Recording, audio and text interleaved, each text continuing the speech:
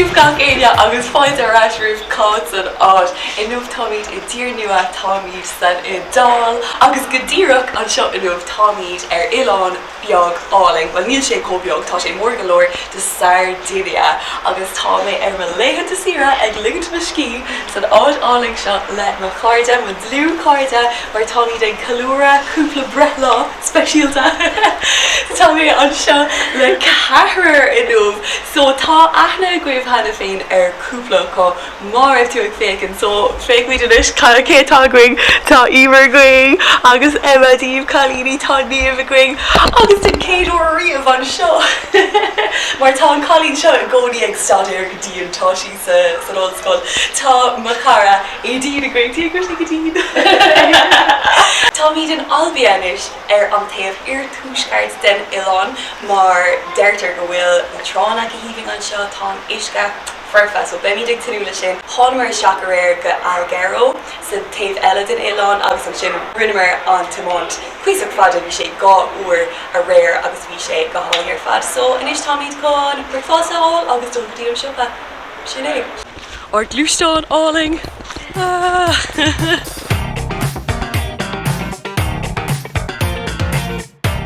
Chúmar go dtí an baile a bhaineann le só an tíal Puerto Rotundo Madan. An seo tá an saoil an géad levéil eile agus luamh ag dogas sa bharina, daoine ag siopadúireacht na siopaí boutique agus ag buint taitneamh as na bialanna úsmhar gí. Is fíor hampla é de na rudaí is mína sa saoil.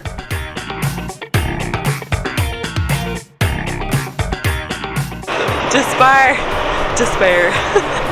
Níl míad a bhadmhair airí nó tá míad ag dul go dtí despair.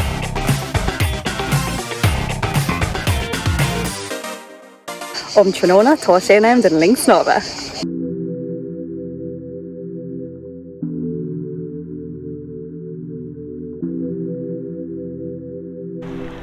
Agus tá míad críochnatha leis an snámh íomhing sin sa linksnábe, bhí tróna den scá a going, bhí mar ag ligandár cí, dodaí henis tá míad ag dul thnáis go dtí an sráidbhaile sin Puerto Rotundo agus tá míad chun roinnt bia Iodálach a chríola agus tá mé gafa le bia go ginearálta ach go háirithe le bia Iodálach ceapan gur bé an bia is fearr domhan. So beid ag buin tríla as pizza, pasta, tá is a good hana féin, tá is a good hana féin go méid sé firfa. Ní is gom go fóil an bhfuil sais bia a bhaineann leis an Tsairdín an seo is tóca bia ón mara agus mar sinnde ach cíimiid ré nó.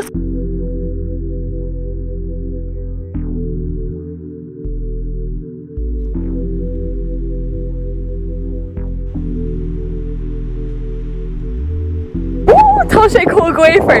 So bhíomar ag iarraigh parcála sa bhaile ach bhí sé lán. So tháinomar an seo cúpla nóméid as an bhaile Puerto Rotundo agus tá míad ag an trá.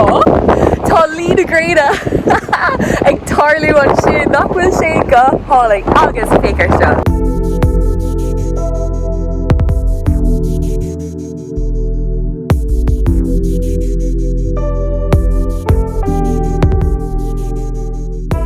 Díomh in nómh gach aine in nómh lá íomhing eile atá agaigh an seo agus tá míad chun dul go dtí an trá. Tá míad chun timáid nach mór leatúir thuas an cósta agus an cósta an seo ó thuaigh deirtar go bhfuil sé go híomhing ar fad go bhfuil an uisce soiléire, gorm agus glas agus mar sinnde. Sé Costa Smeralda an tanmatá ar an áit seo agus taim sé suas an cósta mar sin ar túisceart na tíra nó an tián agus be míid ag féic an timpeall deirtar go bhfuil an gluaisteán uing an seo. Níl an túmpar puiblí go húntaach an éachair, ceapan go bhfuil cúpla trí ann, go bhfuil bus ach níl siad rialta tá gluaisteán uair má tá tú an seo agus fiú é mar tá sé anas bháilta chuna bheith ag timán an seo tá na Bóthair freifa agus níl sé rógan óthach comá.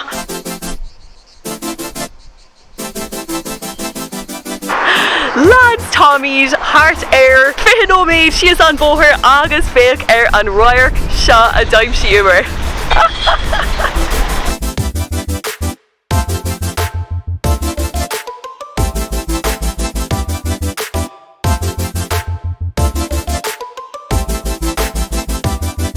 Beagnach ann, Emer, beagnach ann. Go hálan.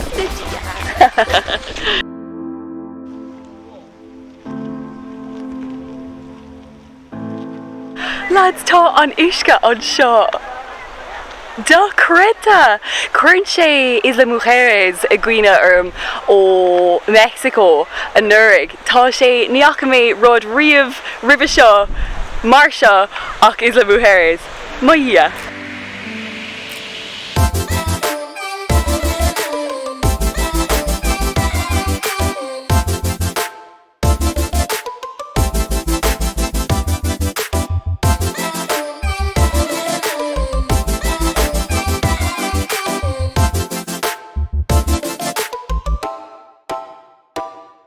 Cearcalóir nílamíad a 5 nóméid sios an Bóthair arís agus tá deire curtha leis an Bóthair. Tá míad ar 6 peninsula agus ní héann sé aon áit ach stoppa mar an car a gcuir nóméid bháin. Tuis go bhfuil 6 clocanna an seo agus fécinn siad anna Iodálach agus anna rifriúil. So tá cosán de fheiceáil na gcuin seo agus tá míad chun siúlóid beag a dhéanamh agus cíimiad cadatá ar an taobh eile.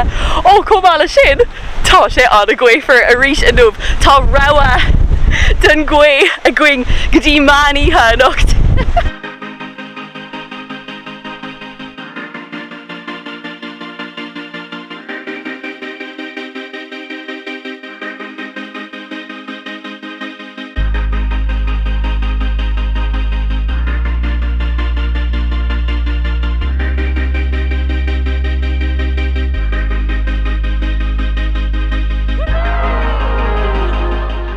An ihe sin cúmar ar ais go Puerto Rotondo chun tríle bhaint as níos mó bia Iodálach. Lads, is bralum an Iodál.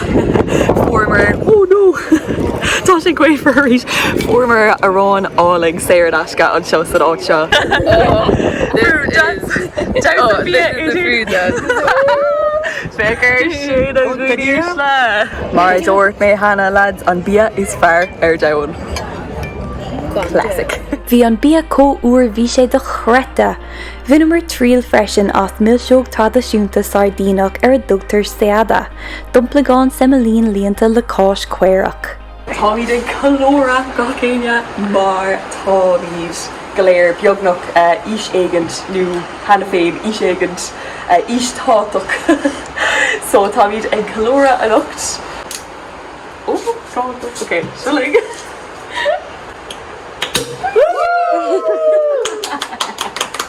Cúpla boss.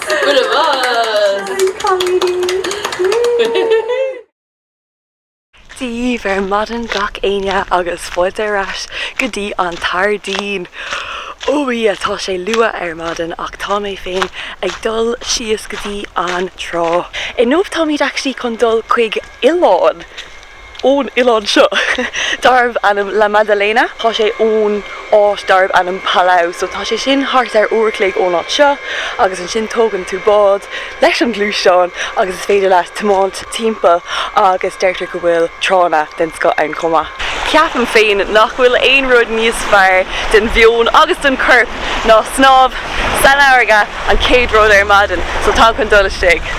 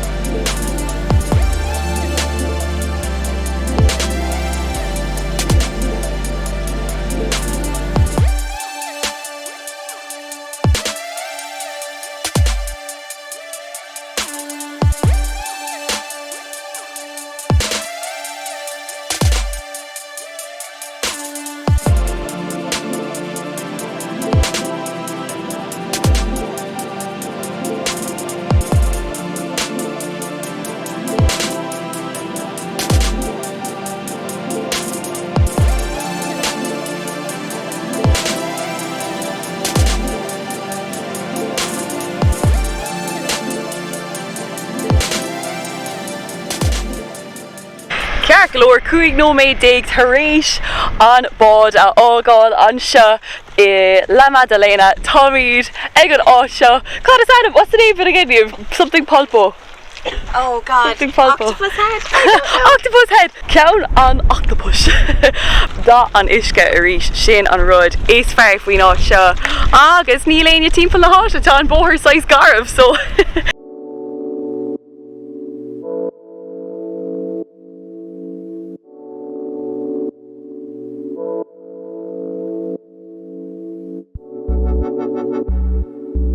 Tommy sucker seo é ar spotted an Trinona.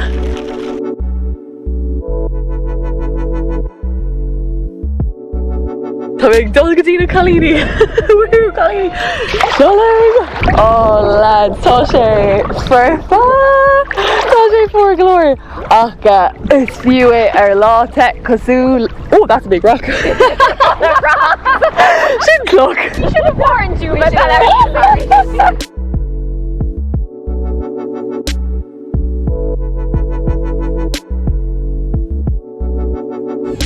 Of course, come on to then.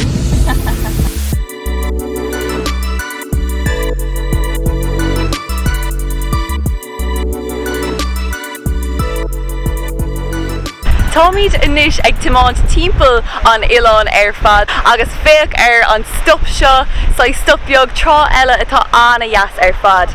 An rud faoi La Maddalena ná gur láithreán oidhreachta domhanda UNESCO é an Iodálach ar fad agus is léir céin fá. Go ná dúrtha tá sé anna speisialta. Tá na clocanna an seo saig spáin darrag, nuair bhíos ag snámh chunig mé anna cuid iasc agus rudaí samúla faoin uisce. Tomid inis sa bhaile darb anam La Maddalena. Tomid inis ag fháil uachtaróise gelato mar tróna den sco atá ann agus ag déanamh taiscéile ar an sean bhaile seo.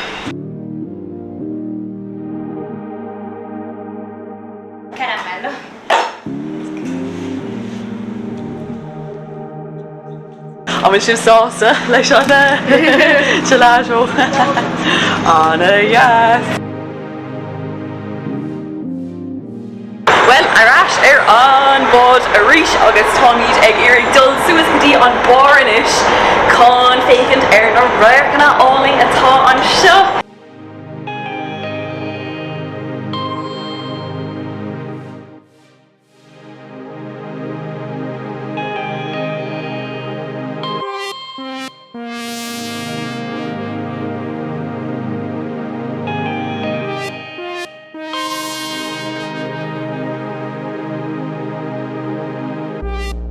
Bhar tíomar dunéire ithe an Mbaile Calafort Palau, buach fuinte an tros ar fada ba é, baile bar an túil spríúil a bhí ann le cóisiir a bhar díreach isteach san ihe.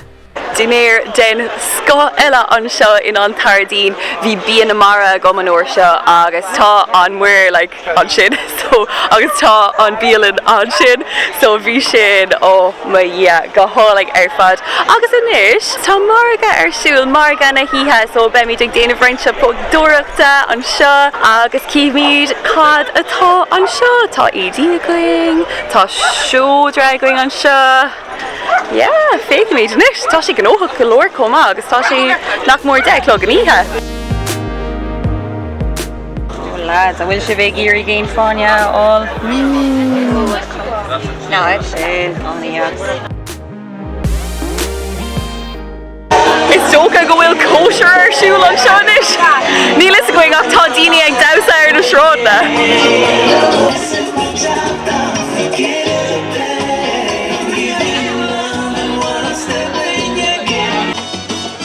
Mar chuid den cóisiir seo bhí damhsa salsa sa phríomh cearnóg, dar nóig bhí uirinn a bheith páirteach. Ok, ci siamo! Ehi! Bravi! Ok, cambi!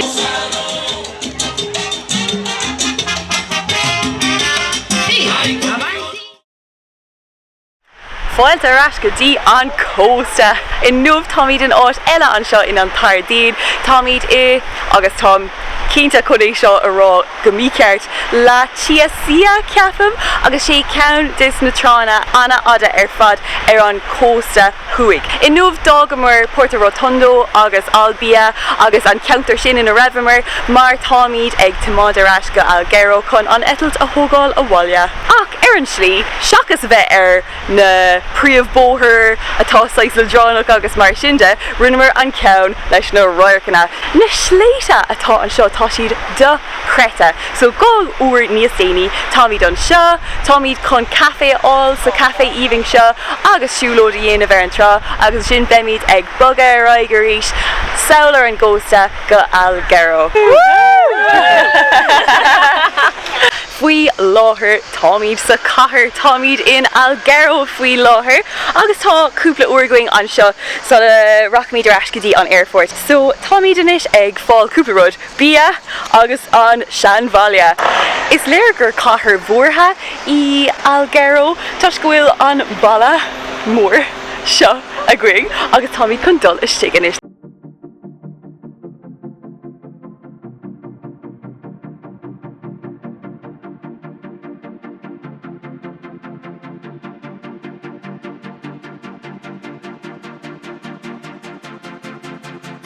Cathair bhaní seach is se Algero a théann siar go dtí an dara híos déag. Rinne na Catalónig unra ar mar gheall ar a thiamh stratéiseach ar an bhanmhuir. Is umí siamh seandólaíochta atá ann go fóil comá. Táimid ar na seanbhaile inis is féidir leat siúil timpealartha agus tá na roiirceanna den céad go nach bhfuil iar den céad go Falling ar fad.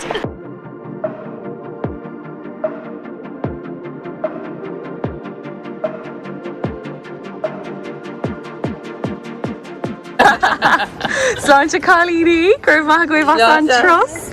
Sláinte. Well, Cailíní agus bucalaí tar éis ar méla déirnach anseo in an Tsairdín tá sé nám dul ar an ascadí an airport a ríis an gluaisteán a thuirtarnáis agus té ar asca éire a ríis fear réir. So tá an taimistigh a caiith mé rá má tá simagat I nádúir agus bheith I áit 6 difriúil sé seo an áit dit. Bholling é chuir gluaisteán ar cíos té mu as na catharcha agus féic ar an oileán áling seo. Agus go dtí an céad áit eile. Slán libh! Slán!